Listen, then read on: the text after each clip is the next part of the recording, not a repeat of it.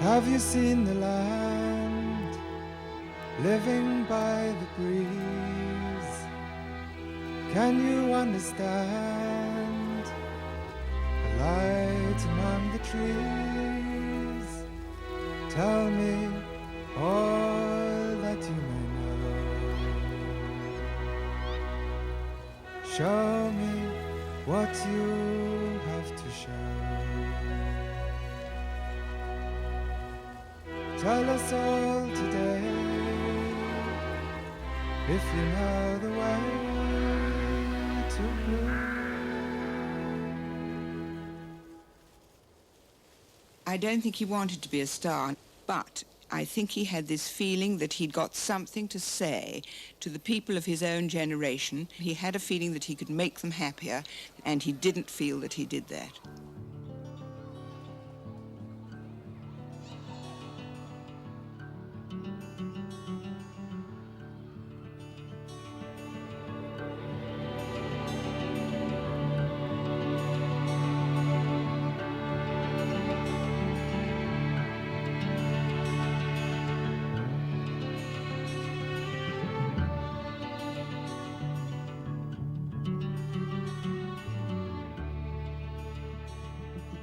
It's great that people are discovering Nick. Once you discover Nick, you're going to tell other people. If you met a girl and you took her back to her room, and if there was some Nick Drake records there, you were probably going to want to marry her. I feel sort of a bit of infinity with him. I think of like Nick, and it makes me think of home. I feel sort of a bit of infinity with him. I think that one of his great tragedies, I think he said to someone, "I've got no more songs." No more songs. There were moments when it was very sad working with Nick. Later on.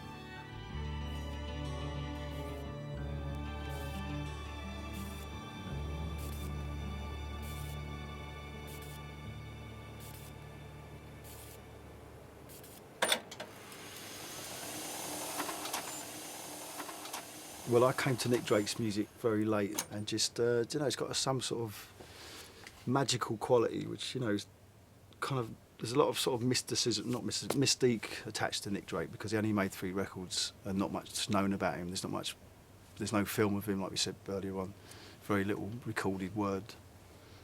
So, but there's still a kind of magic about his music, I think, and it's sort of got that kind of fragility, which a lot of people identify with, I think.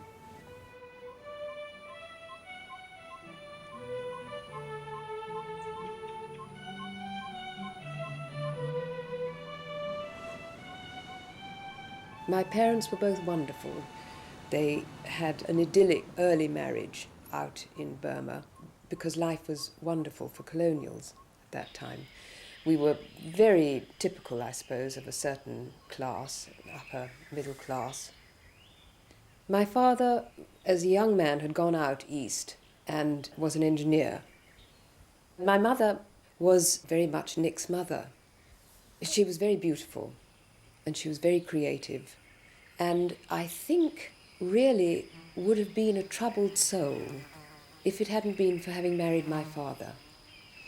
My father made living possible for my mother, but it did not destroy her creative ability either.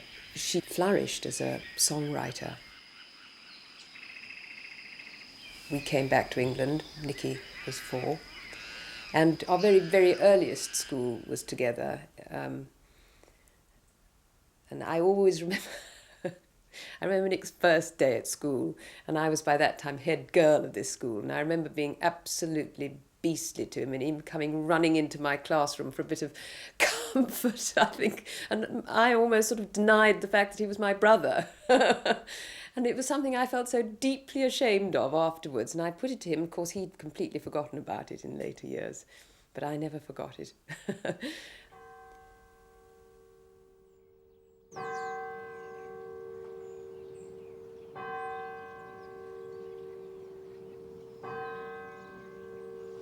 He was captain of various games and things when he was at his first school. And when he went to his next school, he became head boy of his first house. But It didn't really seem to mean very much to him. The headmaster said, gave him a very good report, but said at the end, we none of us seemed to know him very well. And I think that was it all the way through with Nick. People didn't know him very much.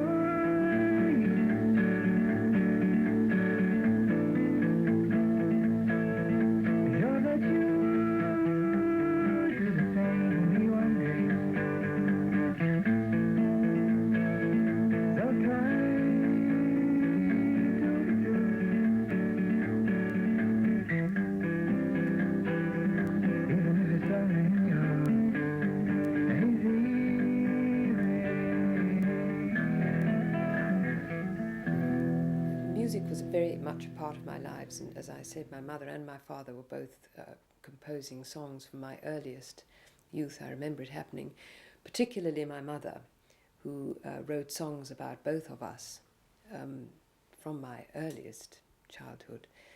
And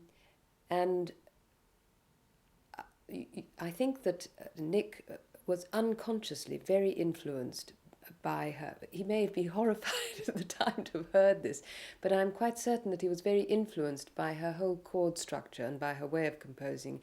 And perhaps the best way of showing this is to actually play one of her songs, and you can see somewhere the similarity and the influence.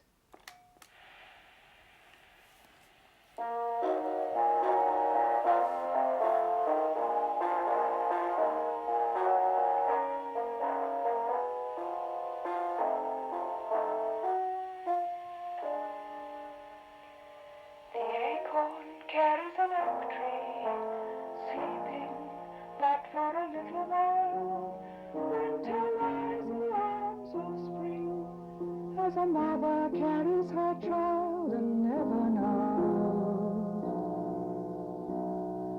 around the wind blows.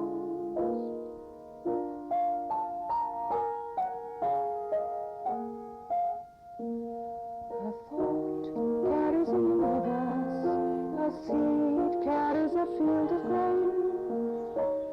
Love lies in the arms of change, as a joy carries a pain, and no one knows. Oh, while the wind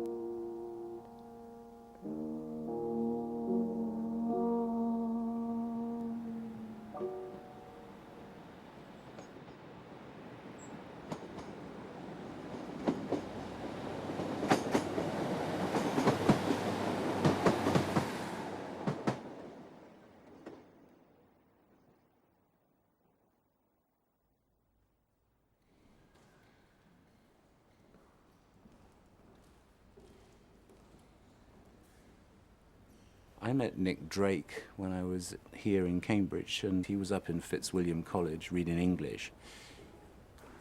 There was an element, I think, of us feeling slightly superior to other students who were cycling to lectures on their bicycles. We would sort of get up late, we would smoke dope, we would not go to lectures. I think we felt we were a little bit sort of superior. And I was the guy who smoked more dope than anybody else, and I'm the guy who went on and had drug problems sort of later on. But there was this, it was really a 3-year holiday, and Nick would go off and he would just play his guitar. I mean, I'd sometimes go and see him up in Fitzwilliam, and he would just be playing the same riff over and over again, and he always made it look effortless. I was always very struck by his guitar playing, because I would sort of strum Beatles songs or something, but he was playing this folky, bluesy style that was always very clean and with great precision, and he could repeat it over and over again and just go on and on for hours playing this amazing riff with, you know, interesting finger picking and stuff. It just amazed me. I mean, we never actually did a whole lot. I can show you, I can read you a bit. Oh, now where is it? There's another bit here. I have to say that I'm afraid this letter got eaten by mice eventually in the drawer where it was kept. So there are bits that are missing, but not too badly. Yes, here we are. It may surprise you to hear that during the last few weeks I've been extraordinarily happy with life, and I haven't a clue why. It seems that Cambridge can in fact do rather nice things to one if one lets it, and I'm not sure that I did let it before. I think I've thrown off 1 or 2 rather useless and restrictive complexes that I picked up before coming here. The work isn't too bad at the moment. I'm doing sort of 17th and 18th century poets, people like Swift, Pope, Blake, etc., who have quite a lot to offer in their way, but they seem to be very difficult to write about. Must stop now and go to bed. Betty said she prayed today for the sky to blow away, or maybe stay. She wasn't sure, for when she thought of summer rain calling for her mind again, she lost the pain. Stay for now. Gonna see the riverman. Gonna tell him all I can about the band. Feeling free. If he tells me all he knows about the way his river flows, I don't suppose it's meant for me.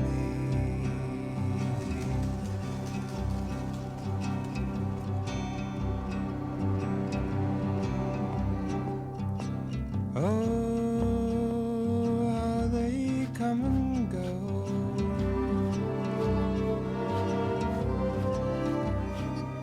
Oh, how they come and go.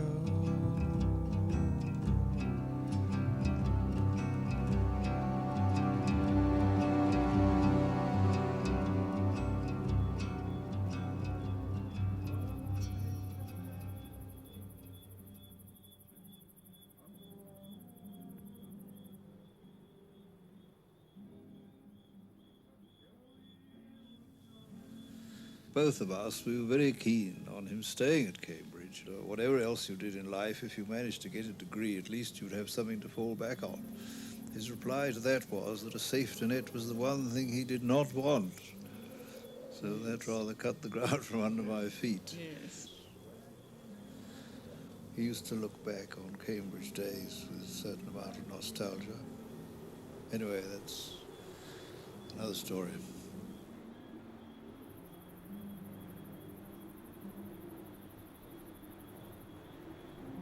We were actually sharing a flat together in London until one day Nick came into my room, and he was a man of few words, my brother, and said, "Hey, what?" And he threw down onto the bed the complete record of Five Leaves Left.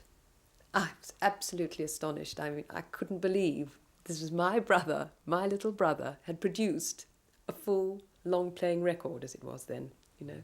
It was amazing.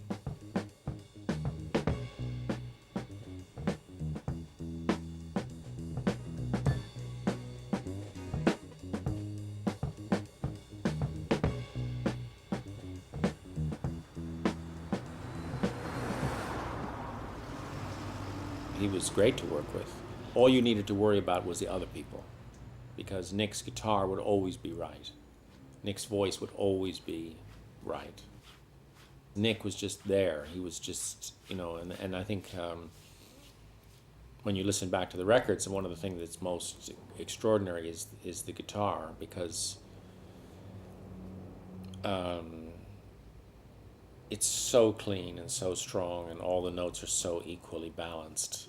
It's very unusual to have such complicated finger-picking parts played in such a clear, strong way, every note, so that you really can construct the whole recording around the guitar.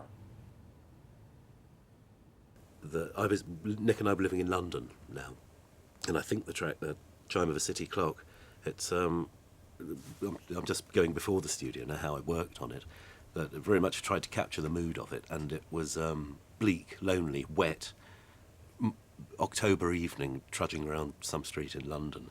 There's several songs like that Nick does. As Parasite on Pink Moon, I think, is the similar sort of mood, and so we decided straight away that I'd put like counter melodies, but no chords. So really most of the time it's just another tune, a sort of plain chant, to sort of make it a bit lonely and bleak.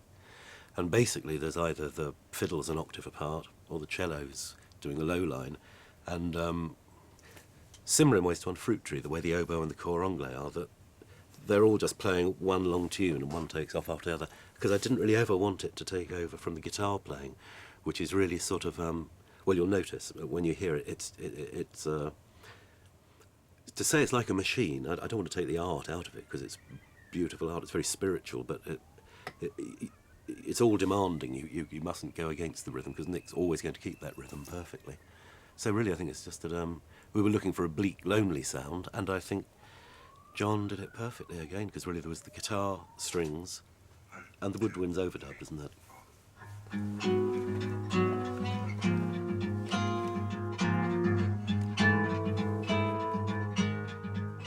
So here on one track you have the guitar, and that's the rock that the whole thing's built on. And that's his voice coming down the guitar microphone. And there's the singing. The city drought, you're down and out. I see your trousers down taper.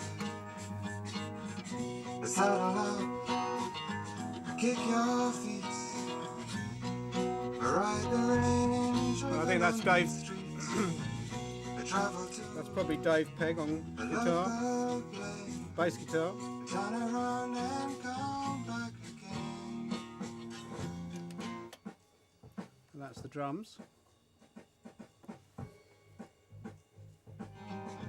Put up your roadblock and hang on to your ground. For a stone in a tin can is worth to the city man who lives as a harmattan.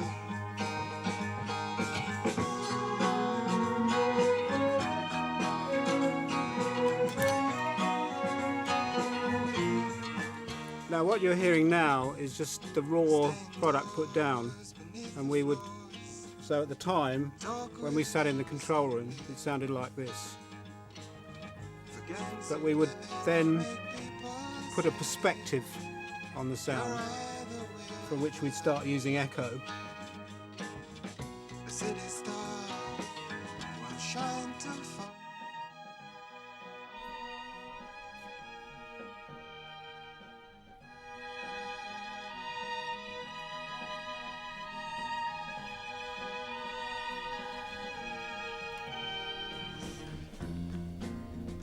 and you can just hear the bleed again at the... And at the beat of a city drum, see how your friends come in twos or threes or more. For the sound of a busy place is fine for a pretty face. Who knows what a face is for?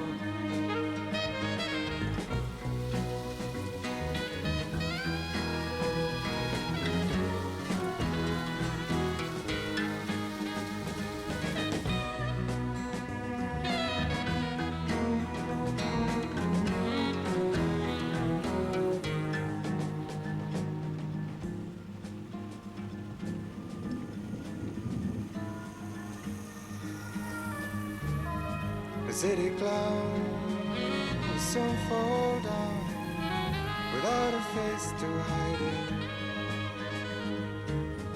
and he will lose if he won't choose the one he may confide in. A sunny boy with smokes for sale went to ground with a face so pale. I never heard about the change, showed his hand and fell out of range.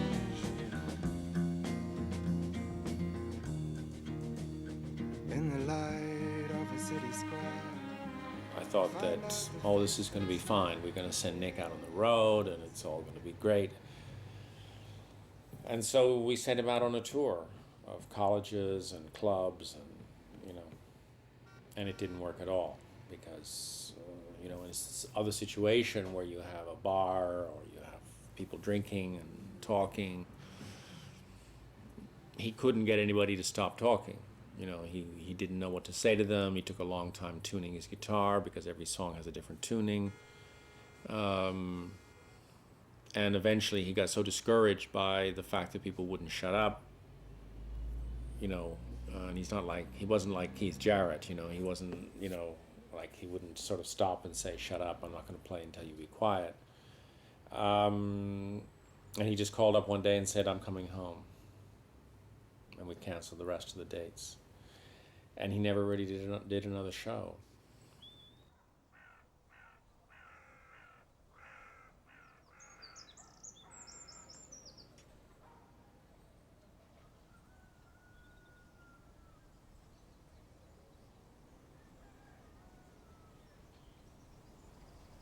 A friend of mine went to see him, and he hammered on the door, and there was no reply. So he went round the back of the house and looked through the window, and there was Nick just looking at the wall. He was just looking at the wall. And he didn't want to tap on the window and disturb him, but he sort of just left and came and said, he told me what about that, and said, he's a really strange guy sometimes. And Nick just seemed to become more isolated. You'd go and see him and the conversation would become uncomfortable, and I would leave.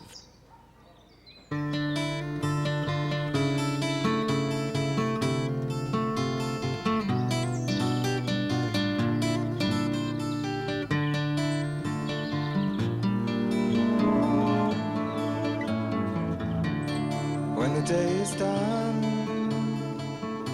down to earth and sinks the sun, along with everything that was lost and won. When the day is done, when the day is done, hope so much your race will be all wrong. Then you find you jumped the gun, have to go back where you began. When the day is done, when the night is cold, some get by, but some get old, just to show life's not made of gold. When the night is cold, when the bird is flown, got no one to call your own, got no place to call your home. When the bird has flown.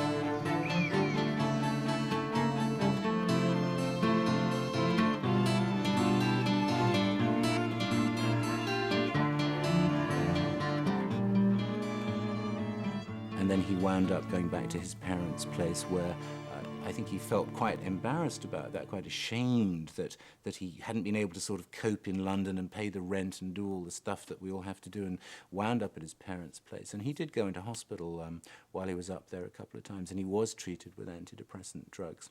And I don't think the psychiatrist could have done anything else, because if you're presented with somebody like this from a privileged background, done well at school, got to Cambridge, what else are you going to diagnose? You know, doctors think in terms of diagnosis, and I see it more as an existential thing, that the world was becoming a rather heartless and rather futile place.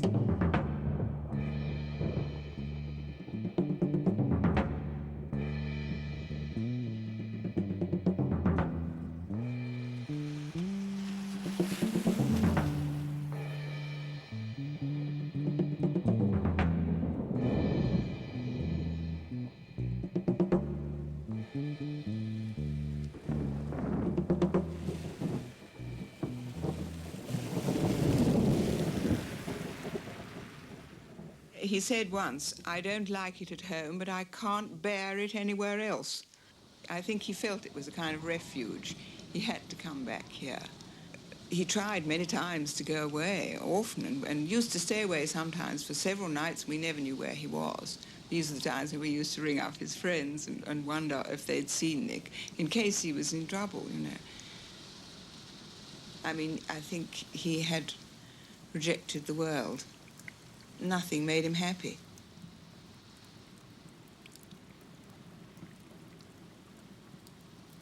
Well, I never really did begin to see a change. None of us did. It was something that sort of crept up on Nick. And the great difficulty for my parents, who were extraordinarily tried so hard and were, you know, as understanding as they could be, they tried to get to grips with his illness and tried to understand it. But it was very, very difficult because they felt that everything they did was wrong. And in a funny way, everything everybody did was wrong, but they were much more there and present. He sort of retreated into his home environment, but really he so wanted to break away from it and felt separate from it, I think. He didn't, I don't believe that he really felt a part of his home background, but he couldn't escape from it towards the end. He saw more, and that is expressed in his songs and almost nowhere else. And he became, I think he became more silent as he saw more.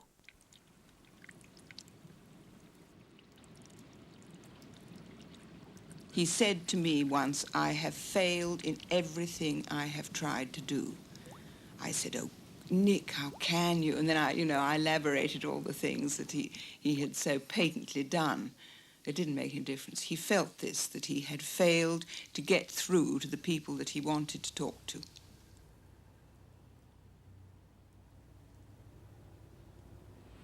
Well, in fact, his mother called me, and she said that they wanted him to see a psychiatrist, and that he felt people would judge him, that was a kind of sign of weakness, typical English point of view about it. And would I speak to him? So I talked to him and I just said, nobody's going to think any worse of you, for getting help if you need help. It's normal. But he did sound bad. You know that I love you. You know I don't care. You know that I see you. You know I'm not there.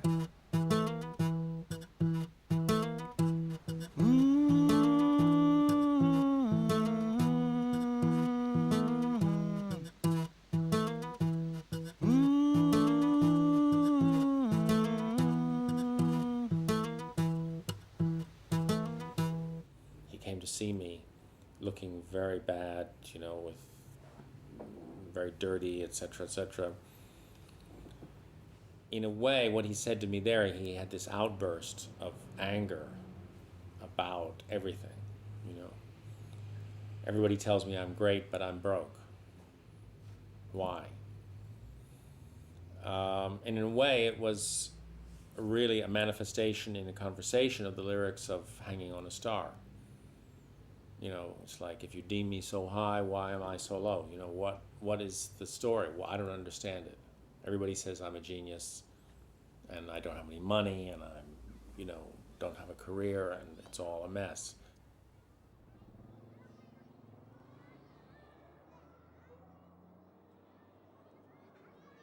I mean, you have to remember that although I saw Nick occasionally socially, mainly I saw him when he had an album to promote. So by the time the last album came out, the last one of the 3 albums, and then he was seriously withdrawn, and you know, it was actually quite dramatic. I mean, everyone will tell you this.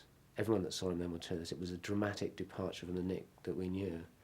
You know, he didn't speak much, the odd muttered word. He had quite a down appearance, you know. His sister once said that the pictures done on Hampstead Heath, which was this particular album, were the most honest she's seen. I'm not sure I buy that entirely, but I know what she means. You know, it did reflect what he was like at that time. You will meet people or talk to people that tell you he was depressed at other times, but you know, I was there at other times, other session times, and nothing was quite like that final session. You know, I mean, whereas before you bounced ideas and you talked and you made things work, there you just basically sat or stood, and I ran around, and eventually I ran out of things to say. I just clicked. It was almost like doing a still life.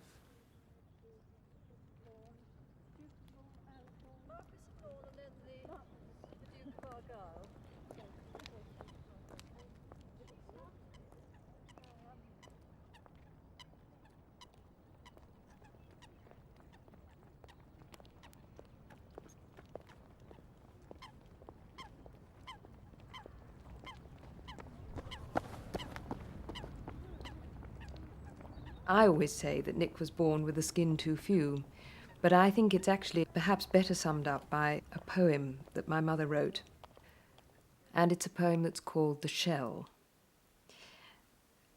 which goes, "Living grows round us like a skin to shut away the outer desolation. For if we clearly marked the furthest deep, we should be dead long years before the grave. But turning around within the homely shell of worry, discontent, and narrow joy, we grow and flourish and rarely see the outside dark that would confound our eyes. Some break the shell.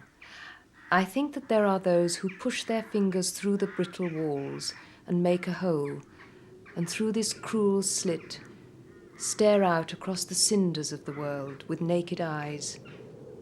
They look both out and in, knowing themselves and too much else beside."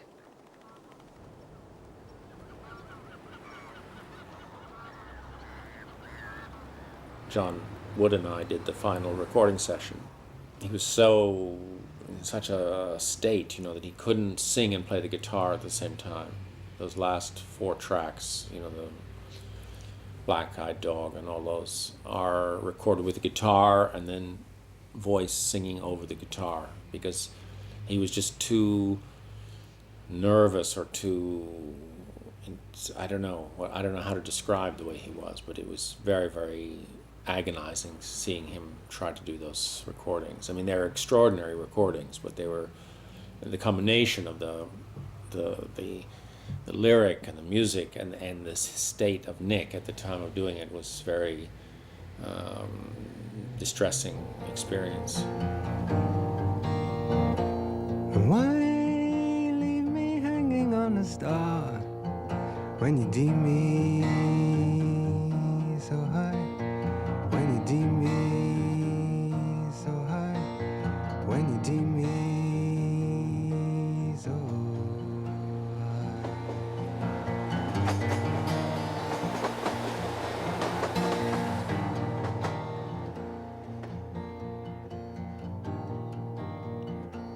And why leave me sailing in a sea when you hear me so when you hear me so clear, when you hear me so clear.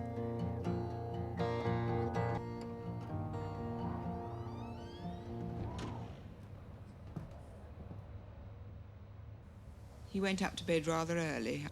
I remember him standing at that door, and I said, "Are you off to bed, Nick?" I can just see him now. And apparently he'd been down during the night, been downstairs during the night, and had some cornflakes or something like that. And he often did that, as a matter of fact, and he when he couldn't sleep. More often than not, Molly would hear him. Goodness knows how many nights this happened. She would hear him passing our bedroom door, and she'd get up, put her dressing gown on, and go down and talk to him. This occasion she didn't hear him, but he'd obviously had been down. And then he went back and he took this extra strong dose of these pills that had been prescribed for him called triptazole, which he thought were antidepressants. He told us he was supposed to be taking 3 a day or something.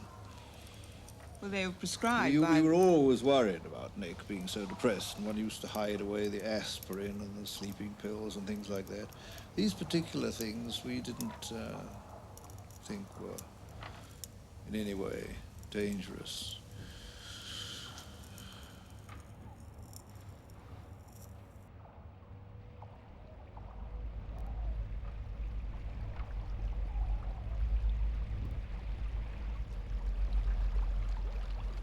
And that was it. And the next morning, he often didn't get up at all early. He sometimes had a very bad night. And I never used to disturb him at all, but it was about, as it says here, it was about 12 o'clock, and I went in, because really it seemed, you know, that it was time he got up, and he was lying across the bed. And the first thing I saw was his long, long legs.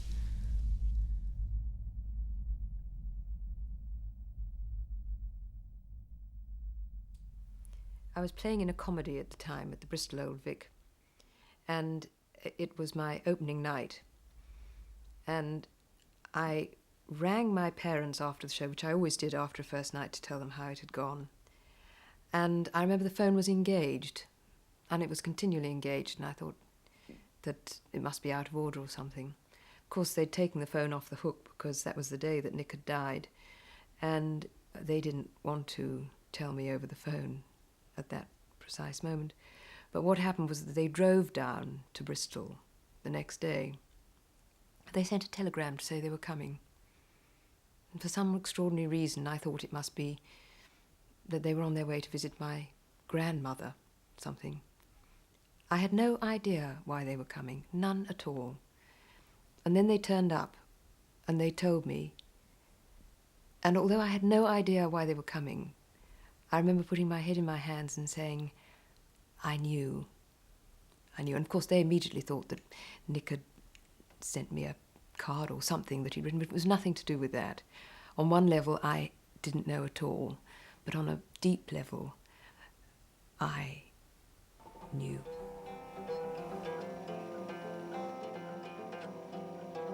Now we rise, we are everywhere. And now we rise from the ground.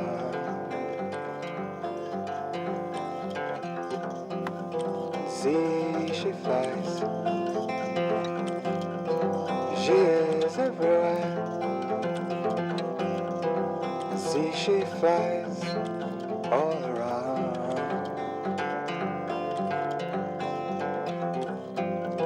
So look, see the sights,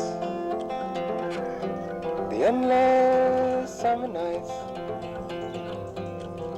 Go play a game that you like from the morning.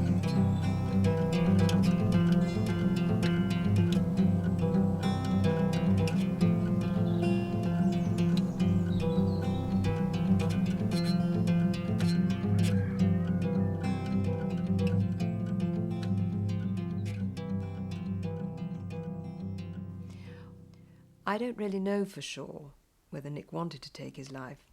I think my feeling is that what happened was that he had all these pills. It certainly wasn't premeditated. That he just tipped them out into his hand and threw them into his mouth and swallowed them and thought, what the hell? Either I die or I live and things will be changed. Something different will happen.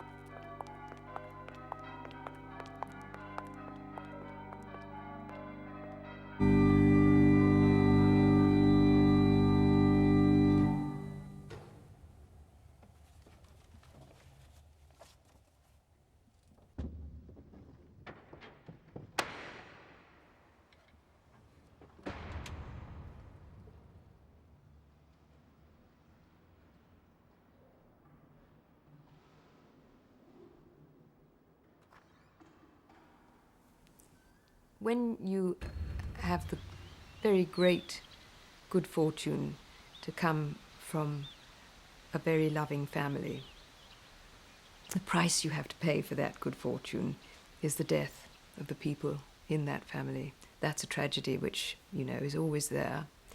It changes your life forever. But you grow around it.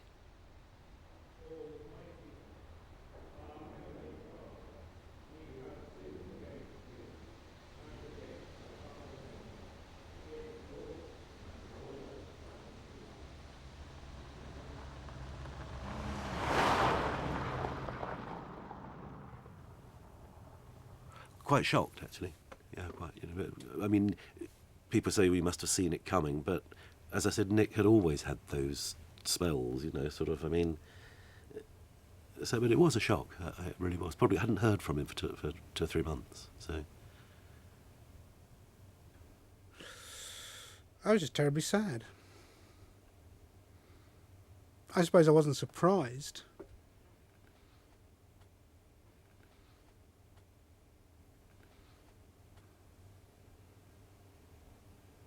But it was just, you know, it seemed a great loss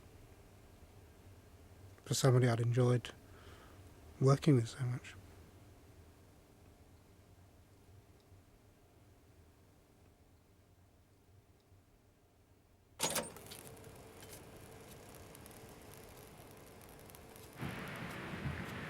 I'm afraid to say that at this stage, my voice has begun to fail me rather badly. I'll just do one more song.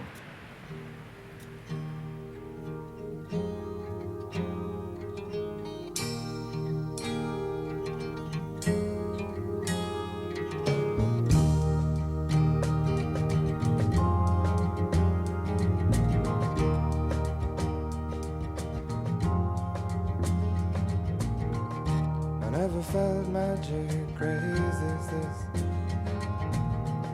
I never saw moons, knew the meaning of the sea. I never held emotion in the palm of my hand. I felt sweet breezes in the top of a tree. But now you're here, bright in my northern sky.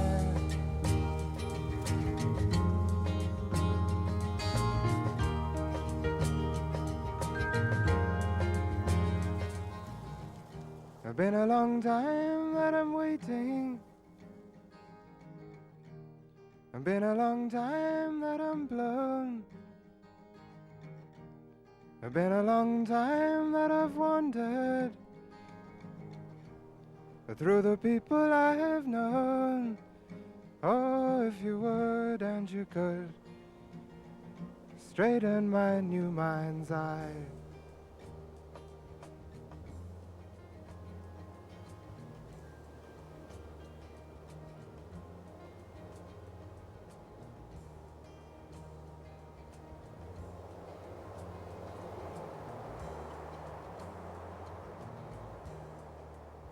Of course, the only thing that makes sense of his death is his fame that is now coming about.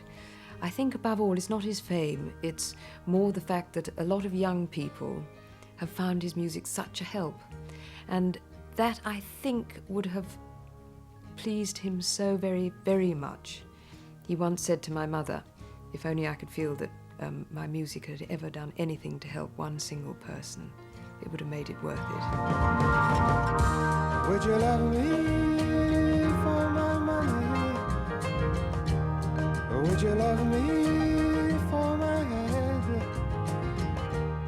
Or would you love me through the winter? Or would you love me till I'm dead?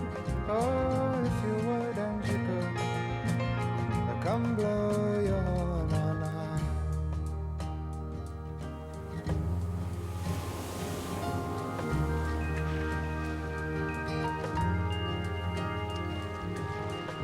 I never felt magic crazy as this. I never saw moons, knew the meaning of the sea. I never held emotion in the palm of my hand. I felt sweet breezes in the top of a tree. But now you're here, brighten my northern sky.